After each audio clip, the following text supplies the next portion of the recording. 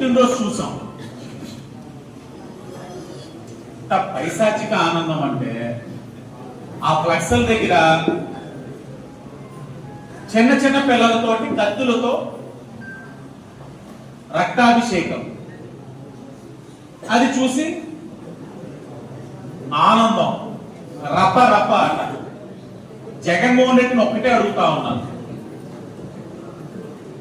నీ ఇద్దరు పిల్లలు లండన్ లో చదువుకుంటారు, నీ ఇద్దరు పిల్లలు బాగుండాలి, కార్యకర్తల పిల్లలకి చేతులు కత్తులు ఇచ్చి ఇలాంటి కార్యక్రమాలు చేస్తావా?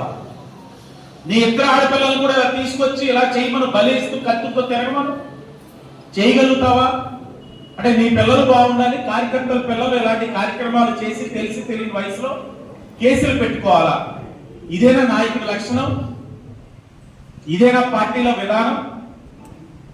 నీ నాయకుల పిల్లలేమో లండన్ లో చదివించుకుంటున్నారు, హైదరాబాద్ లో చదివించుకుంటారు, బెంగళూరులో చదువుకుంటారు, వాళ్ళకి మంచి విద్య పొందాలి, మంచి జాబులు పొందాలి. నీ జెండా మోసే కార్యకర్తలు వాళ్ళ పిల్లలు కత్తిరితో తిరుగుతూ ఇలాంటి కార్యక్రమాలు చేస్తే నువ్వు శభాష్ అంటే వాళ్ళు ఇంకా రెచ్చిపోయి చేసి కేసులు పెట్టించుకొని వారి బంగారు భవిష్యత్తును పాడు చేసుకోవాలి. ఇదా వైసీపీ నాయకుల యొక్క ఆలోచన, పార్టీ యొక్క ఆలోచన? ఆలోచించుకోవాలి. వాళ్ళు కూడా జెండా మోస్తున్న నాయకులు కార్యకర్తలు అడగండి, మేమైనా కత్తులు పట్టాలి, జగన్మోహన్ రెడ్డి గారు మీ పాపలు కూడా కత్తులు పట్టమనండి అని అడగండి.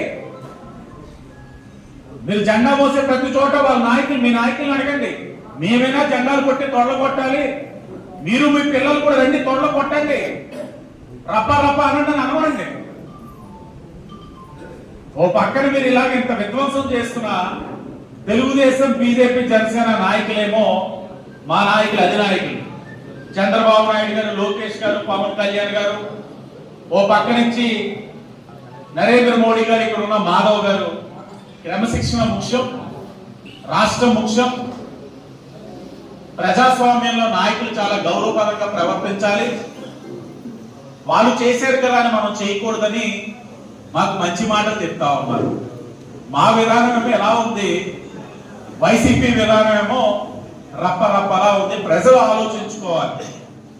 అలాగే వైసీపీ జెండా మోస్తున్న కార్యకర్తలు ఆలోచించుకోవాలి ఏంటి విధానం అన్నది. కొంతమంది ఇంకా అత్యుత్సాహం ప్రదర్శిస్తా ఉన్నారు. ఇక్కడ కూడా సిటీలో ప్రదర్శిస్తున్న వాళ్ళందరినీ కూడా నియంత్రిస్తా ఉన్నాం. చట్టపరంగా ఎవరైనా తప్పులు చేస్తే ఎవరిని ఉపేక్షించట్లేదు. మీరు మొన్నే చెప్పాం, రౌడీ షీట్లు ఓపెన్ చేయిస్తున్నాం. ఈ మధ్యకాలంలో